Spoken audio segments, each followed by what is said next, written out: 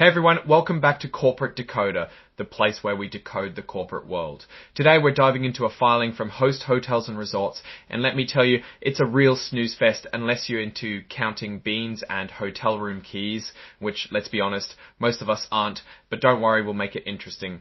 We're looking at their recent voting results. Did the directors get re-elected? Did they approve the accounting firm? Was executive compensation deemed acceptable? Stay tuned to find out. If you appreciate getting straight insights from corporate documents, make sure you're subscribed. We also have a Discord community linked in the description below. It's a great place to discuss this filing and many others. Alright, let's dive in. This is a Form 8K filing, which is basically a snapshot of important events that a company needs to tell the Securities and Exchange Commission, or SEC, about. Think of it as corporate show and tell. This one is all about what happened at Host Hotels and Resorts' annual meeting of stockholders, which happened in May. The most important date here is May 14, 25, because that's when all the voting went down. So what were the stockholders voting on? Well, there were three main things: electing the board of directors, ratifying or approving the choice of KPMG LF, an independent accounting firm, and an advisory vote on how much the top executives get paid. Let's see how those votes turned out. First up, the election of directors. They had 9 people running for a spot on the board, and the good news for them is that all 9 got elected for a 1-year term. So what does this mean? It means the people in charge get to keep being in charge, at least for another year. But let's look a little closer at the numbers. While everyone got elected, some directors got more for votes than others. This can be important. This could mean some investors have concerns about certain board members, even if they didn't have enough votes to stop them from getting re-elected. For example, Marielle Boglivo got about 600 million votes for, with about 14 million votes against, and almost 5 million abstentions. On the other hand, Gordon H. Smith got about 580 million votes for, a sizable 37 million votes against, and about 3 million abstentions.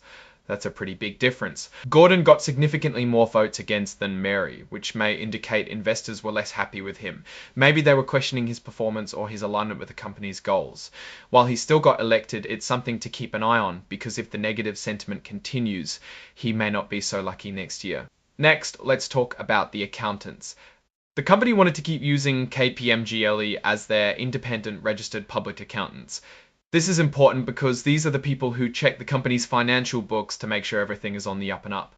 The good news for KPMG is that the stockholders overwhelmingly approved their appointment. They got over 606 million votes for, compared to only about 31 million against. Seems like most investors trust KPMG to do a good job. This is pretty standard. Usually these kinds of votes pass without much fuss, unless there's been some kind of scandal or controversy. Finally, the big one, executive compensation, or how much the big bosses get paid. This is always a hot topic because nobody likes to see executives raking in millions while the company's performance might not be so great. This vote isn't binding, which means the company doesn't have to listen to what the stockholders say, but it's still a good way to gauge investor sentiment. In this case, the stockholders gave a thumbs up to the executive pay packages. About 543 million voted for, compared to 72 million against. So it passed, but it wasn't a landslide.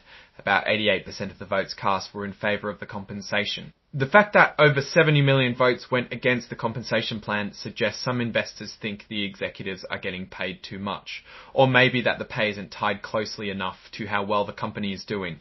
It's a warning sign for the company to take a closer look at its compensation policies to avoid bigger problems down the road. And that's pretty much it for this filing. It's basically a recap of the annual meeting and how the votes went.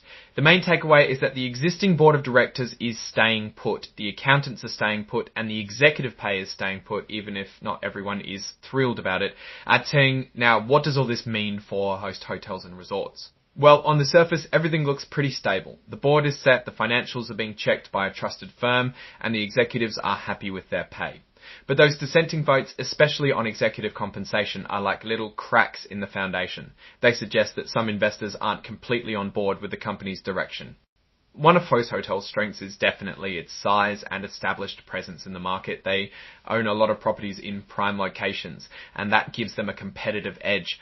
But that also makes them a target. If they don't keep innovating and adapting to changing travel trends, they could lose ground to smaller, more nimble competitors. Looking ahead, one of the biggest risks for Host Hotels, and really for the entire hospitality industry, is the economy. If there's a recession, people are going to cut back on travel, and that's going to hit hotels hard. They also need to worry about things like rising interest rates and labor costs. If those expenses go up too much, it's going to eat into their profits. The hotel and resort business is incredibly competitive. We will need to monitor the travel and hospitality sector in the upcoming years. Alright, that's our breakdown of Host Hotels and Resorts' latest filing. What's your take on these numbers and what they signal for the company's future? Drop your thoughts in the comments. If this analysis was valuable, hitting that like button really helps, and subscribe for more deep dives. Don't forget to check out the Discord in the description. Thanks for watching. See you next time.